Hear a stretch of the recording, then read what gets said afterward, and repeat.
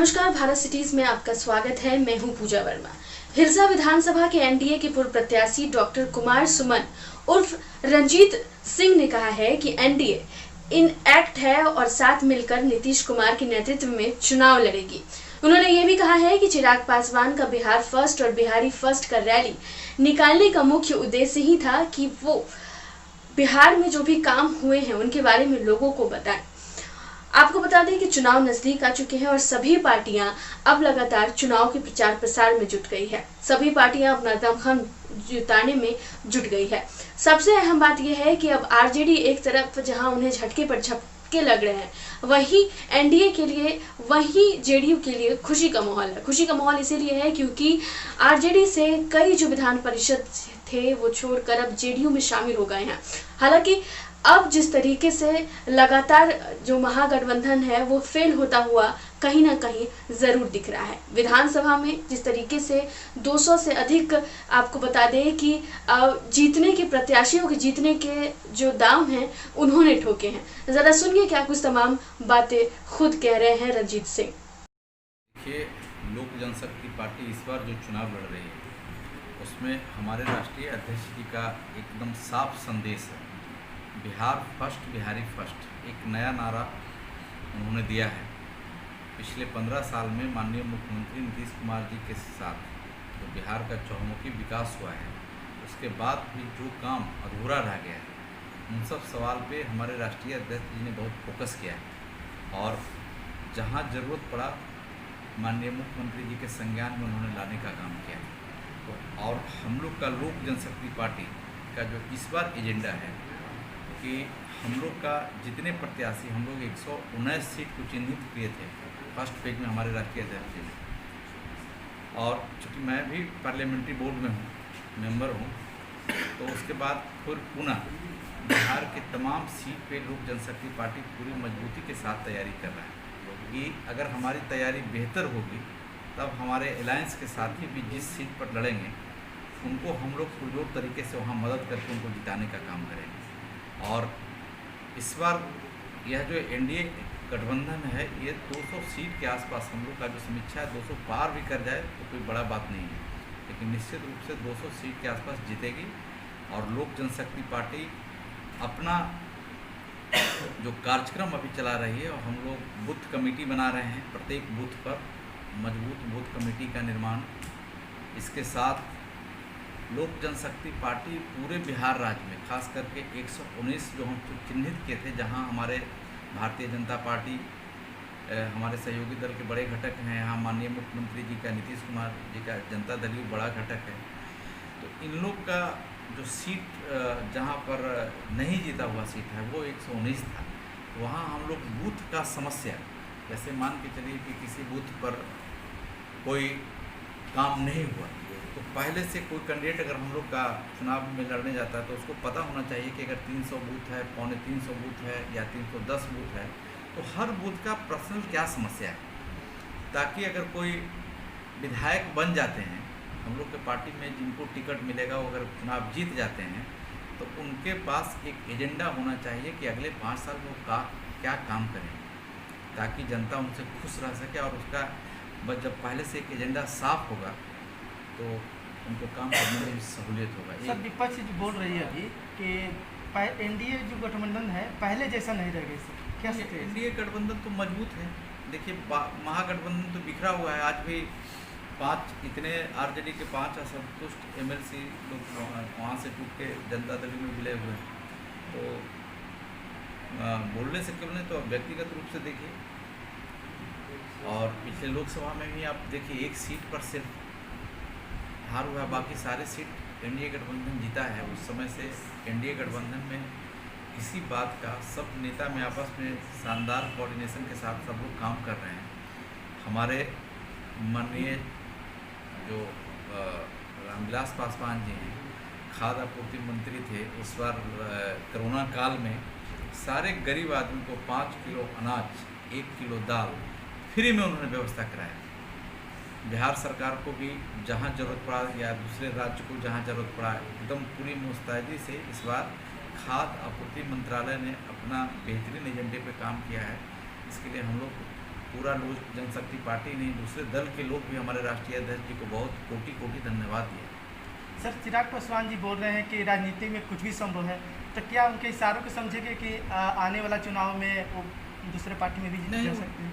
उन्होंने तो साफ किया है कि बीजेपी उन्होंने नीतीश कुमार जी को उनका साफ स्टेटमेंट है कि हमें नीतीश कुमार जी से कोई परहेज नहीं है। तो दूसरा कोई अभी तो कोई बात मेरे संज्ञान में हम लोग का नहीं है। सर, क्या आने वाले 10 सालों में चिराग पासवान जी का नया चेहरा देख सकते हैं बिहार के लिए? निश्चित रूप से चिराग पासवान जी के बारे में आप ऐसे समझिए कि जब लोकसभा में भारत के इतने लोकप्रिय प्रधानमंत्री जी कहते हैं अपने दल के सारे एमपी को, ये रामविलास पासवान के पुत्र हैं, चिराग पासवान जी लोजपा के सांसद हैं, इनसे आप सीखिए किसी सब्जेक्ट पर कितनी तैयारी के साथ लोकसभा में बोलते हैं। यह बात व्यक्तिगत रूप से हम लोग के लिए बहुत गौरवान्वित करने वाला सवाल है कि जब हमारे आज राष्ट्रीय अध्यक्ष के बारे में देश के इतने लोकप्रिय प्रधानमंत्री जी का यह स्टेटमेंट है, तो निश्चित रूप से यह चुनाव तो नीतीश कुमार जी माननीय मुख्यमंत्री हैं, बिहार में काफ़ी लोकप्रिय, उनके नेतृत्व में लड़ा जाएगा।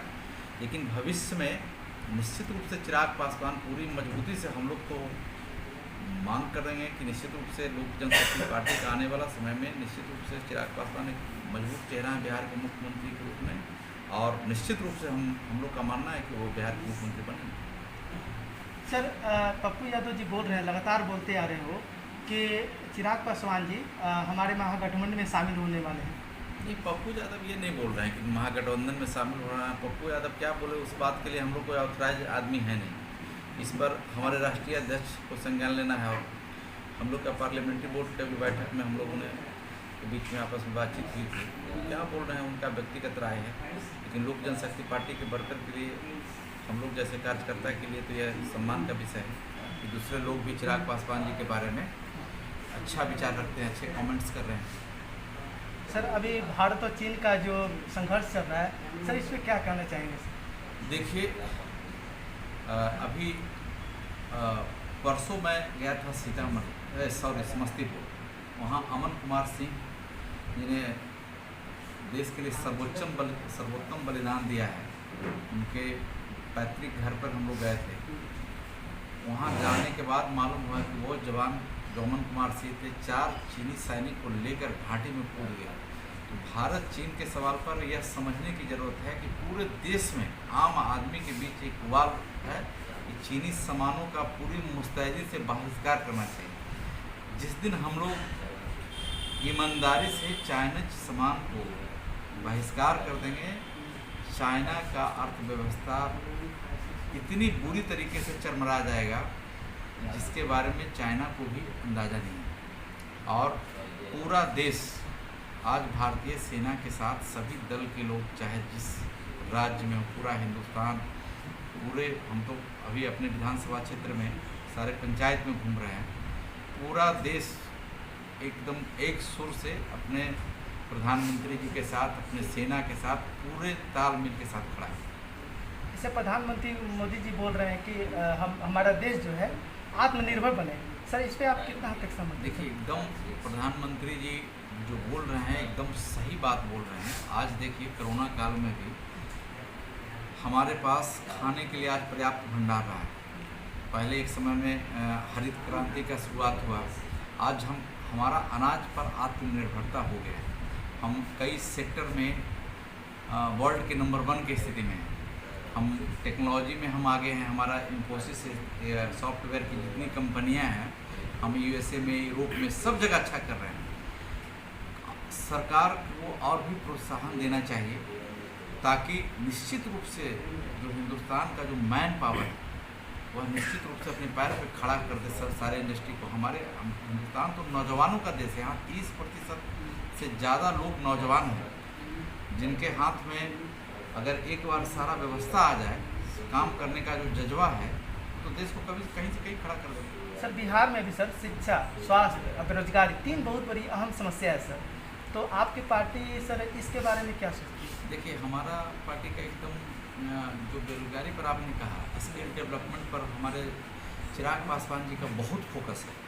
उनका निश्चित रूप से ये कहना है कि जो स्किल इंडिया, ये वो जो बहुत सारा कैसे उद्योग लगे, यहाँ से पलायन कैसे रुके, इस पर चिराग पासवान जी का निरंतर में स्टेटमेंट आते रहा है। बहुत मुस्तैदी से उन्होंने कहा है कि निश्चित रूप से जो यहाँ जो बिहार के नौजवान दूसरे राज्य को, आज बॉम्बे को, दिल्ली को सजाने संवारने का काम करते हैं, वही मैन पावर अगर बिहार में लगाया जाए, उनको रोजगार का अवसर पैदा किया जाए। जो आदमी 15,000 रुपये में दिल्ली में काम करता है, इस कोरोना काल तो एक सबक मिला है लोगों का। आप मीडिया के साथी के माध्यम से हम लोगों ने देखा है कि कैसे रोड पर लोग पैदल दिल्ली से बॉम्बे से अपने घर की तरफ आ रहे थे, तो कितना कष्टदायक वो सीन था और किस कष्ट में लोग अपने घर से बाहर जाकर काम करते हैं। तो अगर यहाँ उनको कम पैसे में भी रोजगार का सहूलियत प्रदान कर दिया जाए तो निश्चित रूप से इस राज्य को बढ़ाने में उनका बड़ा शानदार भूमिका होगा।